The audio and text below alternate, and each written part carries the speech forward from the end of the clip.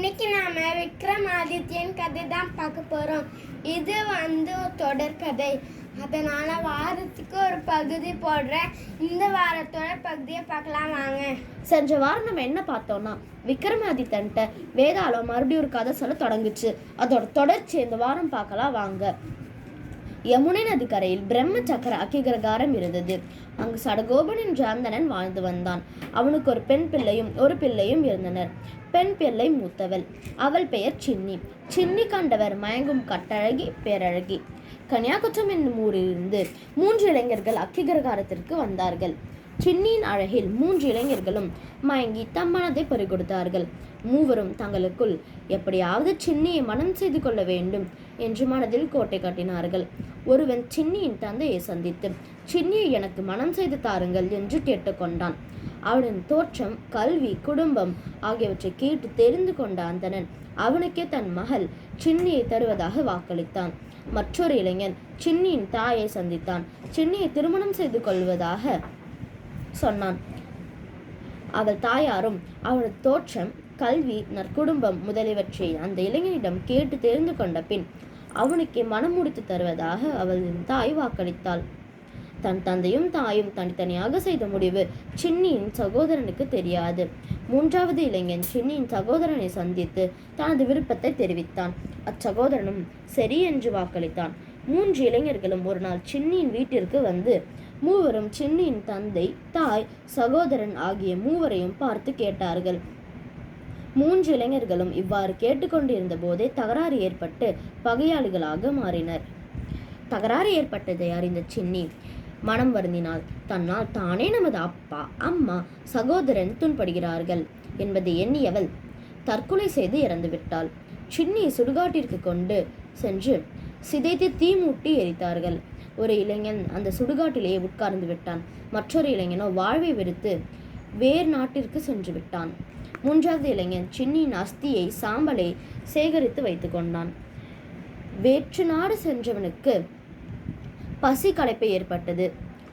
ஒரு வீட்டிற்கு சென்று சாப்பாடு கேட்டான். ஒரு வீட்டு பெண் கொடுக்கிறேன் என்று சொல்லிக்கொண்டே வீட்டிற்குள் சென்றாள். அப்போது அந்த பெண்ணின் 5 வயது சிறுவன் எதையோ கேட்டு அடம் பிடித்து கொள்தான்.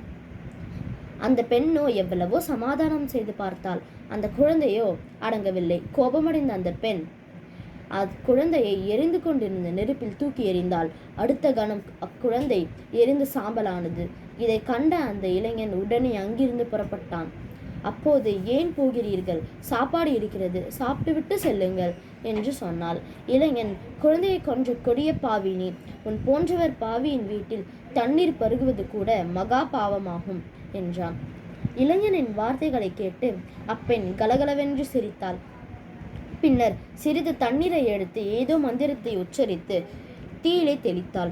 தெளித்ததும் தீ அடங்கியது. சாம்பலான குழந்தை உயிர் பெற்று சிரித்து கொண்டே ஓடி வந்து தாயின் கால்களை கட்டிப்பிடித்தது. இளைஞன் வியப்படைந்தான். எப்படி இறந்த குழந்தை உயிர் பெற வைத்தீர்கள் என்று கேட்டான். அந்த தாய், எனக்கு சஞ்சீவி மந்திரம் தெரியும், அதன் மூலம் நான் இறந்த குழந்தைக்கு உயிர் கொடுத்து எழுப்பினேன் என்றாள். அந்த தாயிடம் தனக்கு அந்த மந்திரத்தை கற்றுத்தருமாறு வேண்ட அந்த தாயும் கற்றுத்தந்தாள். பின்னர் அவளிடம் விடை பெற்று கொண்டு பிரம்ம சக்கரத்தில் உள்ள மயானத்தை அடைந்தான். மயானத்தில் உண்ணாது உறங்காது வருத்தத்துடன் இருந்த இளைஞனை கண்டான். சஞ்சீவி மந்திரத்தை கற்று வந்தவன் காசிக்கு சென்று சின்னியின் அஸ்தியை வாங்கினான். சின்னியை எரிந்து அந்த இடத்தில் அஸ்தியை வைத்து மந்திரத்தை சொல்லி தண்ணீர் தெளித்தான். மறுகணமே சின்னி உயிரிழந்தாள். சின்னியை உயிருடன் பார்த்த மூவரும் மீண்டும் மணப்பது யார் என்ற பிரச்சனைக்கு அவர்களிடையே எழுந்தது. இப்போது கதையை முடித்துவிட்டேன். இந்த கதையில் வரும் சின்னியை 3 இளைஞர்களில் யார் அந்த பெண்ணை மணக்க செய்வது தகுந்தவர் யார் என்று வேதாளம் விக்ரமாதித்தனிடம் கேட்டது. அன்னம் தண்ணீர் கூட அருந்தாமல் தூக்கத்துடன் மயானத்தில் தங்கியிருந்தவனே மணக்கத்தக்கவன் என்றான் விக்ரமாதித்தன். எப்படி என்று கேட்டது வேதாளம். சின்னியின் அஸ்தியை கரைக்க கங்கைக்கு கொண்டு சென்றவன் மகனுக்கு சமமானவன். சின்னியை சஞ்சீவி மந்திரத்தால் உயிர்ப்பித்தவன் தந்தைக்கு சமமானவன். எனவே சின்னியை மணக்கத்தக்கவன் மயானத்தில் தங்கியிருந்தவனே என்றான் விக்ரமாதித்தன். விக்ரமாதித்தன் சரியான பதிலை கேட்டு வேதாளம் மீண்டும் முருங்கை மரத்திற்கு சென்று தலைகீழாக தொங்கியது. பாய் guys, please like and subscribe.